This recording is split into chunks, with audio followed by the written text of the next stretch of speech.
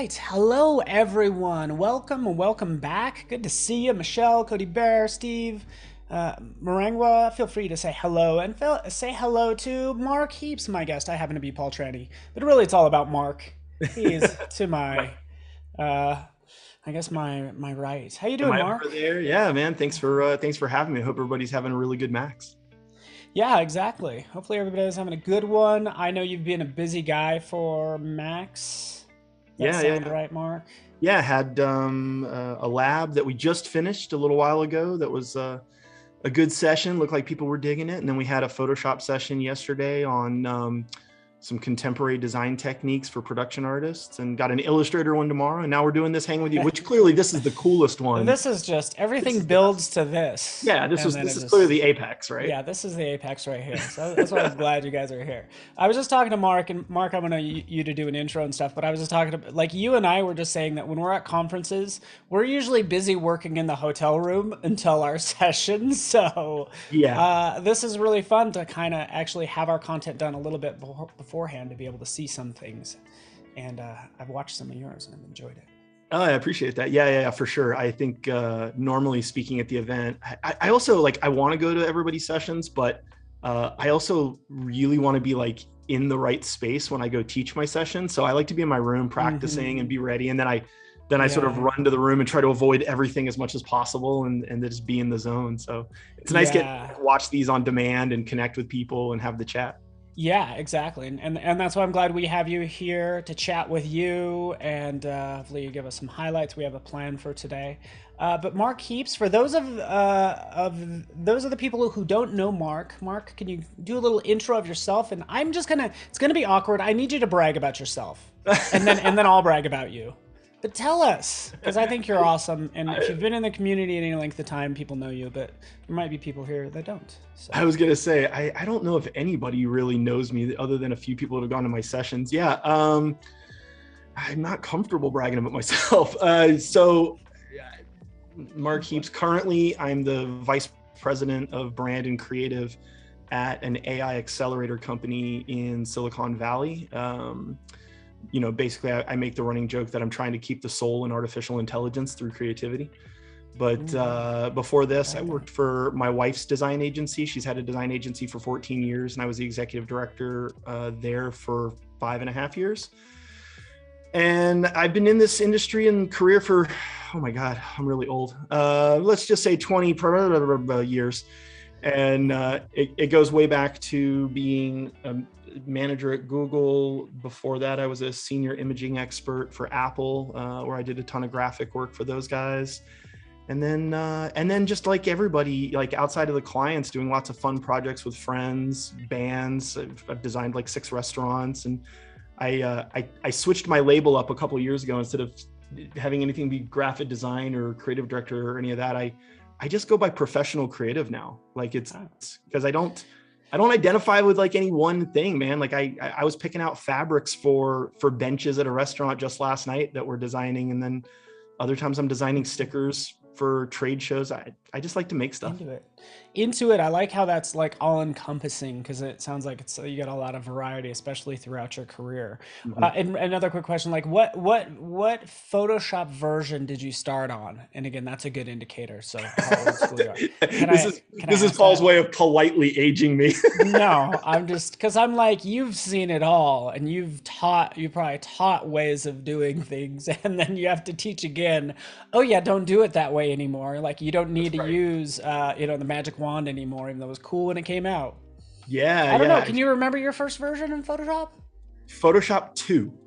Yeah, two. 2. I And we're not remember. talking, that's not CS2, No, I even though remember. that's like 10 years old or something. I remember being on a mailing list and getting a letter saying they were adding a feature called layers.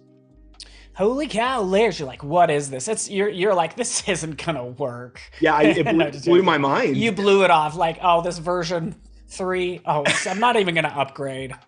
I'm I sticking with my one layer. yeah, It's pure chaos if you let people add layers. I don't know if this is Anyway. going to make it better than Microsoft Paint, but I'll give it a try. Yeah. And obviously you have a deep history with Illustrator, which we currently see on your screen now. Yeah, I We're do. I sharing do. your screen Oh, now. are we sharing my screen now? Yeah, we are. Intercurrent icons. Yeah, I do. I started back I think Illustrator 88 had been out for a little while, but yeah, I started way back in the day, and I love. I got to say, as you know, I know this is a different. There's a lot of different opinions in here. You get people that are still like the die hard. What happened to, you know, Adobe taking over freehand? There was like features that used to be back in Illustrator, but I gotta admit, and I think we all ebb and flow between our favorite programs as like digital makers, but I have fallen back in love with Illustrator so hard in the last like 3 years. It's just so much fun. So, you know, I go through periods where I play in Photoshop all the time, and then I go through periods where I play in Illustrator all the time, but I'm currently loving Oh, Illustrator. good. Yeah, I'm hoping we can. So you have 3 sessions. Your Illustrator session is tomorrow as well. That's right. That's right. So, Yeah. like my hope for our session today, and again, you've done using contemporary design techniques in Photoshop, Mhm. and then you just wrapped up techniques to boost your workflow in Photoshop, Yep. which was also very cool. So those both are available. That second one I just mentioned is a lab, so there's Mhm. going to be assets and stuff like that, and a workbook for you guys to download. 28 page workbook. Oh man, we spend so much time on that stuff, and I'm like, do people even know it exists? Like, Yeah. I gotta push it out there more because there's like so much work that goes into it. So I commend you, my friend. It's Yeah. not easy. That thing was huge, and I was like, Oh, man, if I look at this and 6 people download it, I'm gonna cry. I'm gonna cry. I'm gonna track that puppy. But and then we'll do this shout out for your building shared materials for design teams with Illustrator. So it could be kind of like the highlights and a sneak peek at what you might even show tomorrow. Can you do that? Yeah. In All kinds Illustrator? of fun. Well, so are we Go in ahead. Illustrator now? You guys can see. Yeah, I'm looking at a unicorn, which is Yeah, there you always go. going to be fun, and Well, so yeah. the building shared materials tomorrow. We get into libraries, we get into all that stuff, but it's also a theme of what I've been talking about for years at Max. Which shout out today, I'm wearing my 2015 Adobe Max shirt. Ooh, I like that It's one. going way back, but yeah. So you know, the theme of that session tomorrow is really all about like how do you think about working differently that complement people that you collaborate with, and it's really on like the production side of thinking. So for example, like if you had a file like this and you know, everybody has like an icon library at their job. So if I go over to like layers, right, you'll notice here that I've got all these icons, and when I select them, they're on this layer. We can see the little indicator. But like if I move this up, they all turn into orange icons, right? Mm, And so the thing is, like, this is one of those workflow techniques that we promote a lot when we're doing shared work with teams, because instead of saying, oh, let me select each object, let me go in and change the stroke property, let me export it, when we have to work in massive batches, right? Like how many times are you working to go, oh, I need white versions of the icon, I need brand colored version of the hmm. icon, et cetera, or a graphic style on the icon. So in that session, we talk about how to do that. And so I can show that technique just kind of briefly, where in here, let's just make a new layer. We're gonna cheat. New layer. So when you have a new layer that has nothing on it, if you were to select that layer, right, you have the little selection indicator. Okay. When you Yeah. select that and you bring up your, here, we'll bring up the appearance panel for everybody. Do I love the yeah. you sing when you work, Paul? I sing when I work. I rock it. I definitely Yeah. rock out Are you a for headbanger while sure. you work? Oh man. Yeah, it's so loud here. So when you select that layer in the appearance panel, now you see it says layer contents instead of like when you select an object and you look at appearance. Hmm. So now with this, what you can do is actually apply an appearance property to it. So if I said, hey, I want to add a stroke to that, and I want that stroke to be like magenta, Okay. and I want it to be like a thicker size, like 1.5, right? So that's the property of that layer now. So what's cool is Okay. now if you select anything, right? Let's select our unicorn. That seems appropriate. We'll grab that, and I just move that one up to that layer. It picks up that property. What? So now if you had like, and you notice I've got all the icons on their own artboards. So if you think about workflow, if someone came to me and said, oh, Mark, we need all the icons with like a purple to red gradient, and you need to have them with a drop shadow, like I can put all those properties on that layer, drag whatever icons I want to that layer, do a quick artboard export, drag it back down, it's undone, there's my workflow. So we cover all this step by step in tomorrow's session. Oh man, I'm already like super impressed because I did not Just when you think you know everything about an app or program. So thank you for that. I had no idea that you could even do that, nor would I even think of doing that. So thank you. No worries, man. That's my fun. I like to geek out on like workflow and ways of doing things differently. We were covering that in the Photoshop lab session earlier, like ways of editing mass batches of photos without having to go in and do like actions and linear automation. So I'm a big geek for that. Like I think, production advocacy has been my main topic at Max over the years. And it's like, how do you work so that you're happy and not working harder, right? Like nobody wants to be stressed out.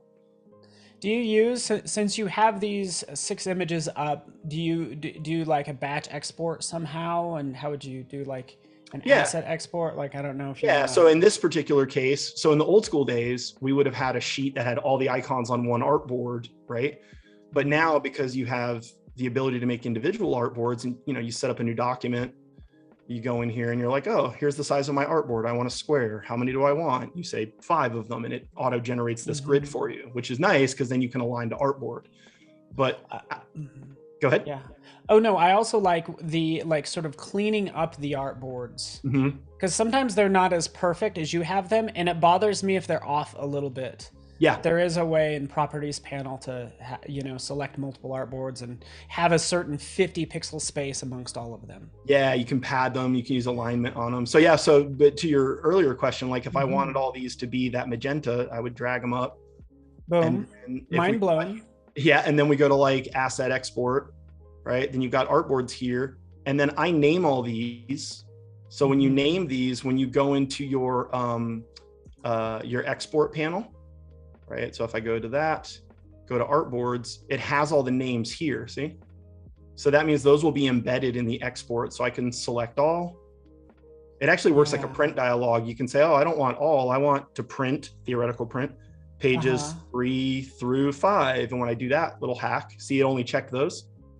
So the cool thing here is you can activate the checks by simply typing in a number range. Commas also work. It's like the 1990s version of a print dialog box, but it actually works here. And then down here, if my webmaster needs SVGs because they're going to animate these, I set SVG. But maybe my office admin needs them in PNG because they want them to put them in Word or PowerPoint. So I do that, set my scale, export the artboard to my chosen directory. Those all get spit out. And so as soon as I'm done with that, we have a master file that the team uses. I can simply grab this, drag them back down. They're all reset. And with cloud documents, those are live saved. So I'm just cleaning house as I work.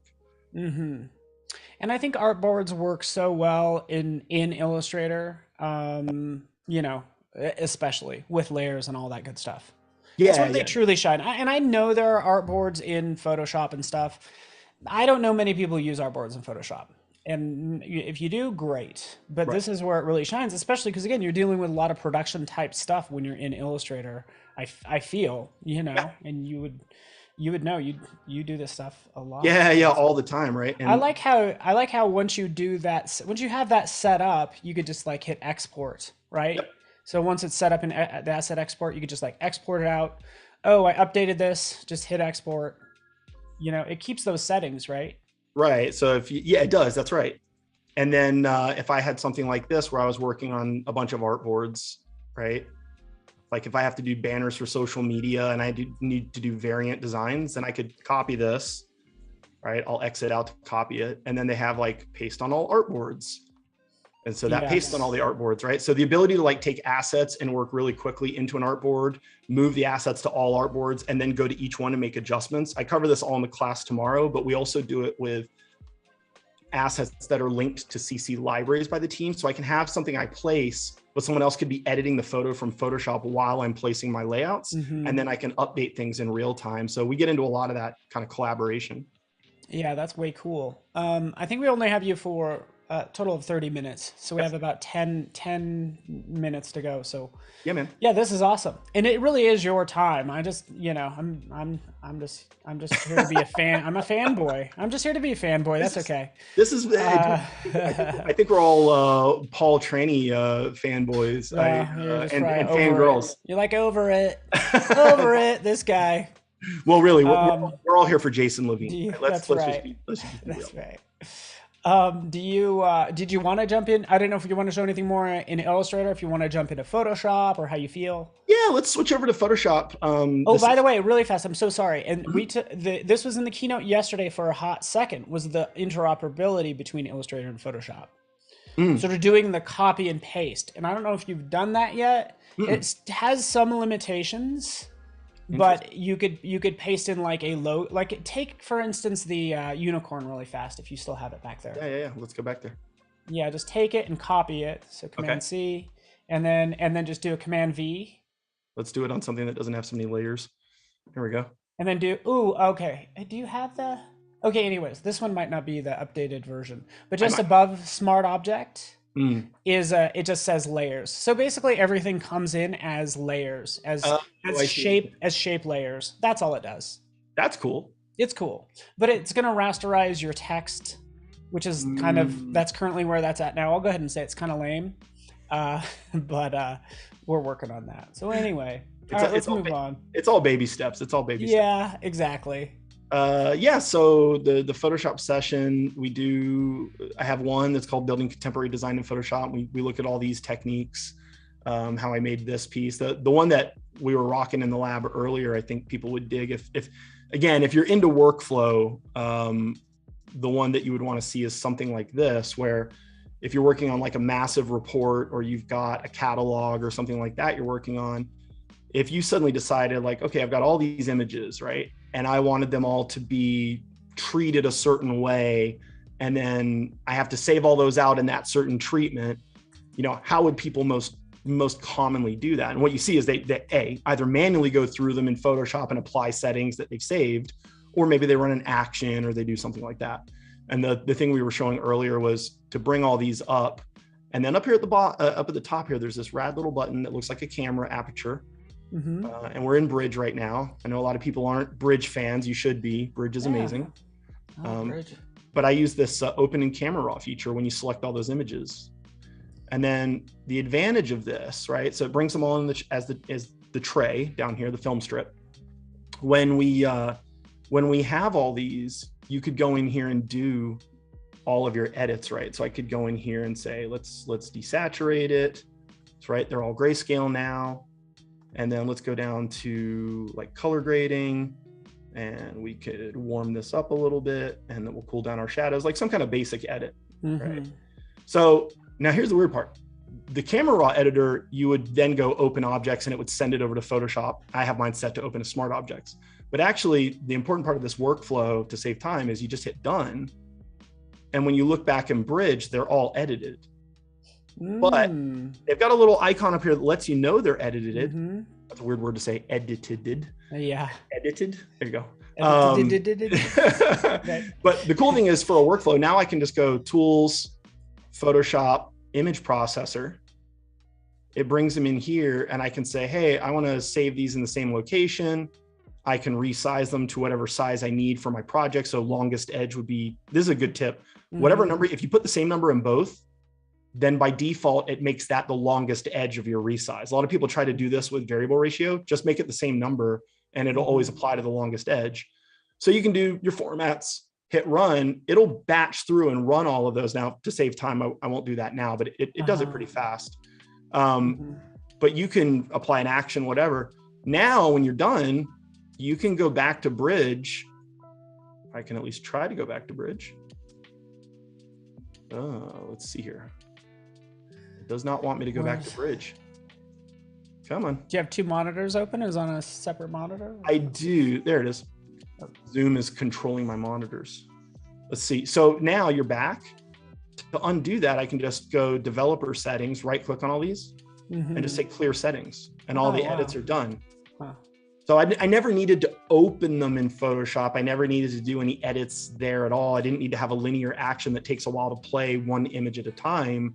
I can do true batch image editing through these appearance properties. So that's what we showed in the lab today. And then we showed a bunch of other techniques where you can integrate like Sensei with selections and things. Oh, nice. Oh, that is cool. It's like we almost need a session, or we need to talk about like things you used to know but that you forgot about that you need to be reminded of again, sort of thing. Like Bridge and these Yeah. little things that people don't. I used to use Bridge a lot. Hopefully it's still in here. You can select multiple images and load into layers. Oh yeah. Yeah. You can send it over to Photoshop that way. Load as like an image stack. Yeah.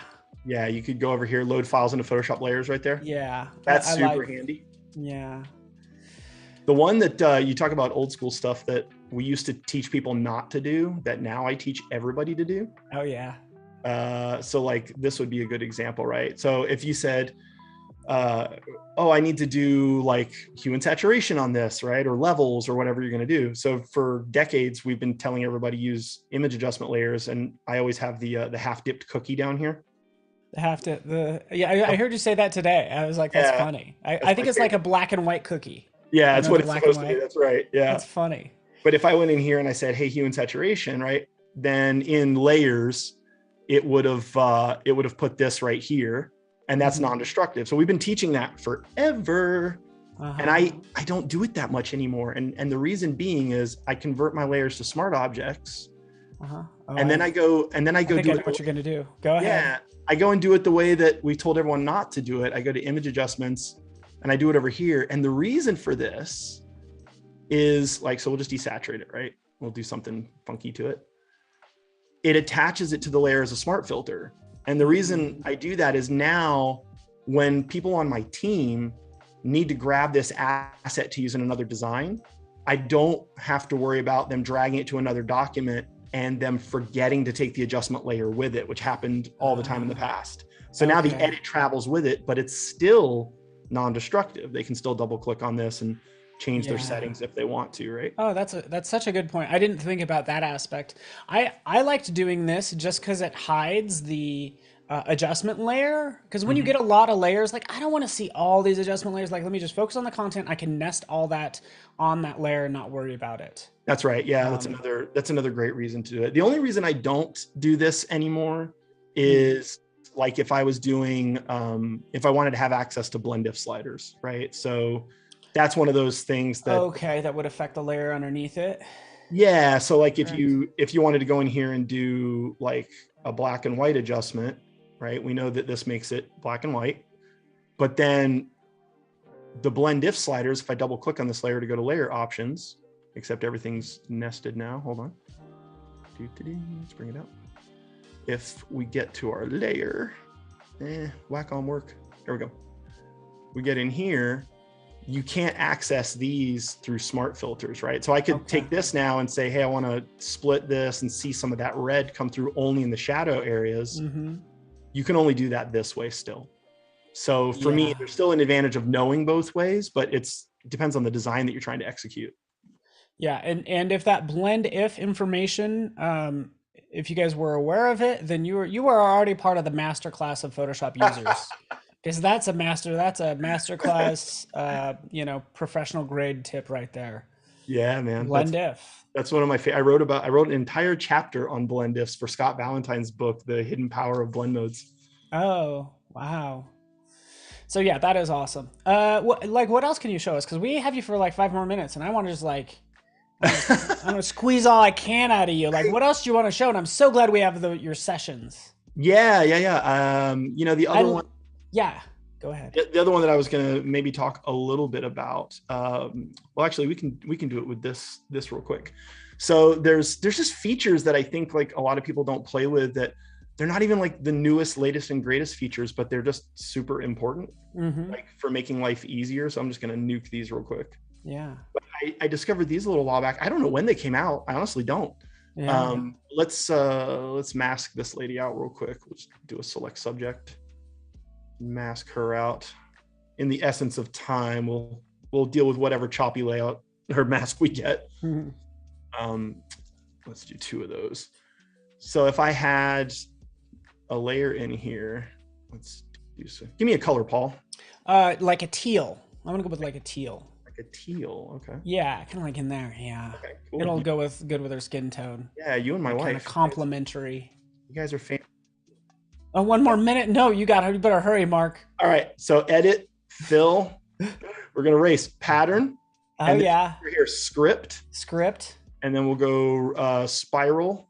Ah. And when you launch this, it gives you the ability to use the Ooh. tile of a true photograph.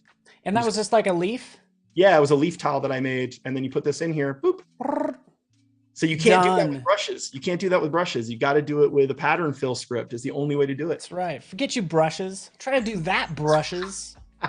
You know, Kyle Webster is like, what? Yeah. Somewhere he's like, did he's somebody like, say brushes? I thought you were mon ami. I thought you were my friend. But no, that's awesome. And that does did I see randomness in there as well? Not only randomness, my favorite one in there, so people have to Ah, play with it. You can make the pattern fill follow a work path. come on now. So you can That's draw really a path cool. and make it scale on the path. It's rad. Oh man. Oh, that is awesome. So where can people see you next? Your next session? By the Like I way. said, the Illustrator session is tomorrow. And then the best way for people to stay in touch with me is facebook.com/lifebypixels. Oh, And yeah. I do put tutorials up there. I do live events with people there. I do one-on-one sessions with folks. So hit me up on social media. I love Oh, chatting with our community. awesome. And yeah, links to your website is just below in the description. So man, Mark, I wish we had more time, man. We Dang got to do it. another one. We gotta do another This one. is my first Adobe Live. It's a dip in the shallow end of the I know pool. you're a busy guy, but yes, we would love to get you on the schedule. That'd be awesome. Mark's greatest tips. So, Very cool. Mark, you're a professional and a gentleman. I really appreciate hanging out with you. Darn it, I wish it could be longer. Hey, can we bump the next segment? Oh no, the producer said no. I got Yeah, they nixed it. I don't blame him. He's like, get rid of this hippie. You probably have stuff to do, anyways. But anyways, Awesome. Well, thanks for having me. I appreciate you. everybody, stick around. Thanks so much. We'll see you, Mark. Stick around. We got another session right after this. Later, guys. Bye.